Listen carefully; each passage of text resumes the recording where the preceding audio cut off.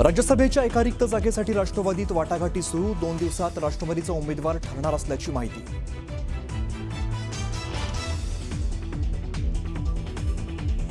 महागाई विरोधात नवी मुंबईमध्ये राष्ट्रवादी काँग्रेस शरद पवार पक्षाचे नेते आक्रमक. कार्यकर्त्यांकडून रस्त्यावरती चूल मांडून भाकऱ्या थापत केलं आंदोलन.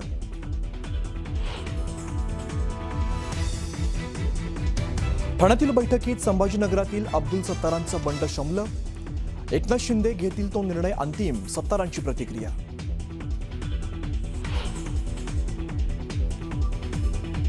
महायुतीची आज संयुक्त पत्रकार परिषद. बंडोबांना थंड करण्यासाठी रवींद्र चव्हाण, सुनील तटकरे, उदय सामंत मैदानात.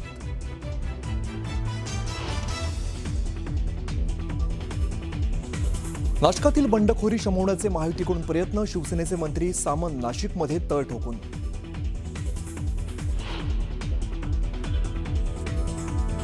महाराष्ट्रात खळबळ उडवून देणारी बातमी. दौंड तालुक्यात 2 वर्षात 500 गर्भपात. 35 ते 50 हजारात गर्भलिंग तपासणी. न्यूज 18 मराठीवर एक्सक्लुझिव्ह रिपोर्ट.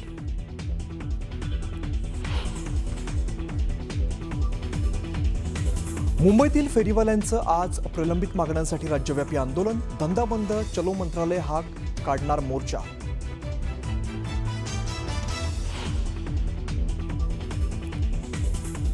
मुंबईतल्या अनेक भागात मान्सूनपूर्व पावसाची हजेरी. उकाड्यापासून नागरिकांना मोठा दिलासा.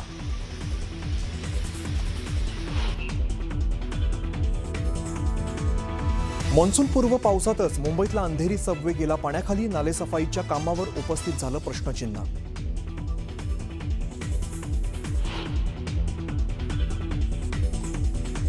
कर्नाटकच्या मुख्यमंत्रीपदाची डी के शिवकुमार घेणार शपथ. तर उपमुख्यमंत्री पदासाठी परमेश्वर आणि प्रियांक खरगेंमध्ये रस्सीखेच.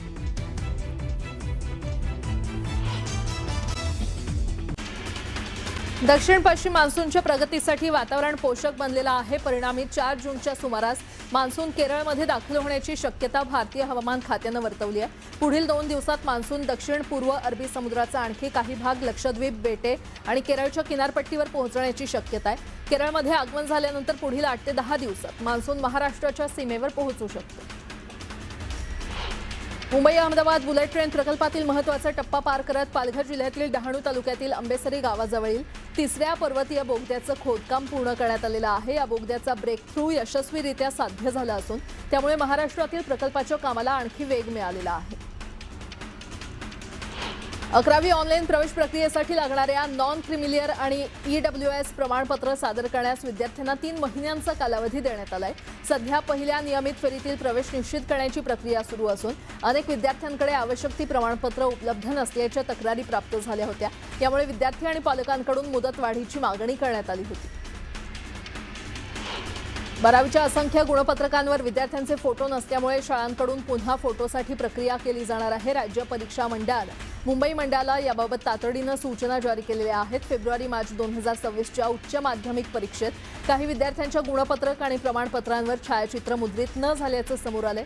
त्यानुसार शाळांकडून त्या विद्यार्थ्यांच्या बाबत फोटो संदर्भात प्रक्रिया सुरू केली असल्याचं राज्य परीक्षा मंडळाच्या व्यवस्थापकांनी सूचनापत्र जारी केलंय. गोरेगाव ते बोरिवली दरम्यान हार्बर मार्गाच्या विस्ताराची प्रतीक्षा करणाऱ्या लाखो प्रवाशांसाठी दिलासादायक बातमी आहे. मुंबई अर्बन ट्रान्सपोर्ट प्रोजेक्ट अंतर्गत राबवण्यात येणाऱ्या या महत्त्वाकांक्षी प्रकल्पाला गती देत पश्चिम रेल्वेनं माती भरणं आणि पूल बांधकामासाठी निविदा मागवलेल्या आहेत. उपलब्ध जागांवर प्रत्यक्ष कामं सुरू करण्याच्या दृष्टीनं हा महत्त्वाचा टप्पा मानला जातोय. त्यामुळे पश्चिम रेल्वेवरील गर्दी कमी होण्यास मदत होणार असून प्रवास अधिक सुलभ होणार आहे. मुंबई डिजिटल तिकीट व्यवहारांमध्ये परताव्यासाठी प्रवाशांना होणारा त्रास कमी करण्यासाठी पश्चिम रेल्वेनं सरळ सेवा सुरू केलेली आहे. ती प्रवाशांसाठी दिलासादायक ठरत असून पोर्टलद्वारे 2.5 महिन्यात 1723 तक्रारींचं यशस्वी निराकरण करण्यात आलेलं आहे. पावसाळ्याच्या पार्श्वभूमीवर वीजपुरवठा सुरळीत राहावा यासाठी महावितरणाकडून देखभाल आणि दुरुस्तीची कामं सुरू करण्यात आली आहेत. या कामांमुळे नागपूर शहरातील विविध भागांमध्ये काही काळासाठी वीजपुरवठा बंद ठेवण्यात येणार आहे. काँग्रेस नगर विभागातील 8 रस्ता चौक परिसरात सकाळी 7:30 ते 10:30 वाजेपर्यंत वीजपुरवठा खंडित असेल. नागरिकांनी आवश्यक नियोजन करून महावितरणाला सहकार्य करावं असं आवाहन प्रशासनानं केलं. नागपूरच्या नवीन विधान भवन प्रकल्पाला प्रशासकीय मान्यता मिळाली असली तरी प्रत्यक्ष कामाला अद्याप सुरुवात झालेली नाही. नवीन विधान भवन उभारण्यासाठी विद्यमान इमारतीतील काही खोल्यांचं पाडकाम करावं लागणार आहे. सुमारे 1000 कोटी रुपयांच्या या प्रकल्पाला प्रशासनाची मंजुरी मिळाली असली तरी प्रत्यक्ष बांधकाम हिवाळी अधिवेशनानंतरच सुरू होण्याची शक्यता वर्तवली जाते. नागपूर इथे आयोजित करण्यात आलेले रेवती सुळे आणि सारंग लखानी यांचं रिसेप्शन पुढे ढकलण्याचा निर्णय घेण्यात आलाय. पंतप्रधान नरेंद्र मोदी यांनी सार्वजनिक कार्यक्रम आणि समारंभांमध्ये खर्चावर नियंत्रण ठेवण्याचं आवाहन केलं होतं. या आवाहनाचा विचार करून उद्योगपती अरुण लखानी यांनी नागपूरमधील रिसेप्शन पुढे ढकलण्याचा निर्णय घेतलाय. अहिल्यानगरच्या कोपरगाव तालुका हद्दीमध्ये समृद्धी महामार्गावर प्रवाशांचं वाहन अडवून लुटणारी आणि डिझेल चोरणारी आंतरजिल्हा टोळी अहिल्यानगर गुन्हे शाखेनं जेरबंद केली आहे. टोळीतील 6 सदस्यांना अटक करण्यात आली असून त्यांच्या ताब्यातून 9,28,000 रुपयांचा मुद्देमाल हस्तगत करण्यात आलाय. मुंबईत पावसाळ्यात पाणी साचून पूर का येतो आणि उन्हाळ्यात एवढा तीव्र का, या दोन्ही प्रश्नांचं उत्तर हे कॉन्क्रिटीकरण असल्याचं समोर येत आहे. मुंबईत 60% अधिक जमीन सिमेंटच्या थराखाली गाडली गेली आहे आणि त्यामुळे पाणी जिरवण्याचं प्रमाण 0% आहे. तर शहरातील झाडं तोडली गेल्यानं अलीकडच्या काळात तापमान वाढल्याचं समोर आलं. सोलापुरातील विजापूर रोडवरील हत्तुरे ब्रिज जवळ मध्यरात्री झालेल्या भीषण अपघातात 2 तरुणांचा दुर्दैवी मृत्यू झाल्याची धक्कादायक घटना समोर आली आहे. या घटनेमुळे परिसरात हळहळ व्यक्त होते आहे. घटनेनंतर ट्रक चालक फरार झालाय. मुंबईत भाजपच्या पदाधिकाऱ्यावर लैंगिक छळ केल्याचा गुन्हा दाखल झालाय. आरोपी युसुफ रंगावालावर डोंगरी पोलीस ठाण्यात गुन्हा दाखल करण्यात आलेला आहे. महिलेशी चॅटिंगवर आक्षेपार्ह भाष्य केलं तसंच त्यानंतर महिलेला व्हिडिओ कॉल करून गंभीर गैरवर्तन केल्याचा आरोप आहे. या प्रकरणी डोंगरी पोलिसात गुन्हा दाखल झालाय. विरार वांद्रे लोकलमध्ये एका ज्येष्ठ नागरिकाला बसण्यासाठी जागा मिळाली नाही म्हणून त्यांनी चक्क दोरी आणि लाकडी फळीच्या सहाय्यानं डब्यात पाळणा बांधून त्यावर बसून प्रवास केल्याची घटना घडली आहे. इंधन दरवाढीचा फटका महामंडळाला देखील बसतोय. एप्रिलच्या सुरुवातीला 91 रुपये प्रति लिटरनं मिळणारं डिझेल मे अखेरीस 100 रुपयांपर्यंत गेलंय. प्रति लिटर जवळपास 10 रुपयानं वाढलेल्या डिझेलमुळे एसटी महामंडळाच्या धाराशिव विभाग कार्यालयाला दररोज 3,20,000 रुपयांचा तोटा सहन करावा लागतोय. तिकीट दरात कोणतीही वाढ केली नसल्यानं एसटीच्या तिजोरीवर लाखो रुपयांचा भार पडतोय.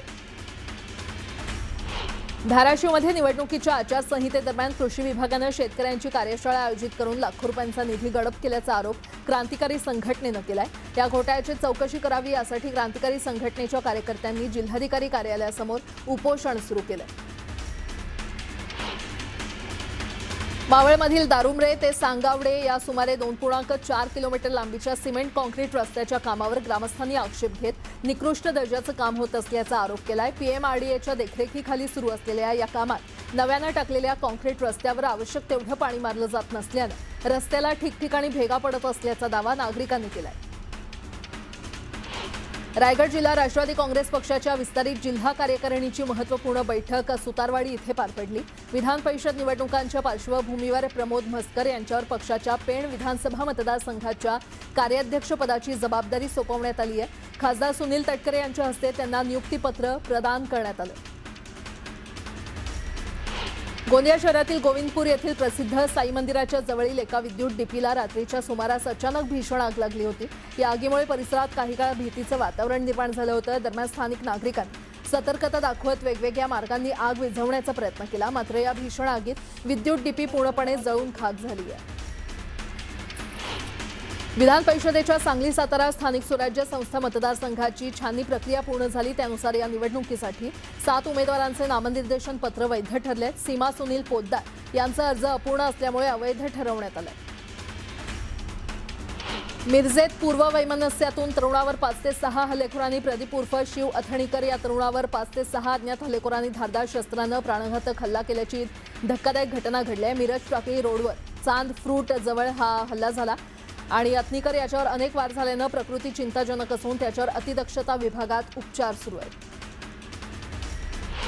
पिंपरी चिंचवडमध्ये आता खुलेआम गांजा विक्रीचा धक्कादायक प्रकार समोर आलाय. भाजपच्या नगरसेविका अर्चना कारंडे यांचे पती अक्षय कारंडे यांनी निगडी परिसरात सुरू असलेल्या गांजा विक्रीचा पर्दाफाश केलाय. गांजा खरेदी करणाऱ्यांना रंगेहात पकडत त्यांनी निगडी पोलिसांना तातडीनं घटनास्थळी बोलवलं. मात्र माहिती देऊन देखील बराच वेळ घटनास्थळी पोहोचले नाहीत. पोलिसांकडून उडवाउडवीची उत्तरं मिळाल्यानं अक्षय कारंडे यांनी तीव्र संताप व्यक्त केलेला आहे.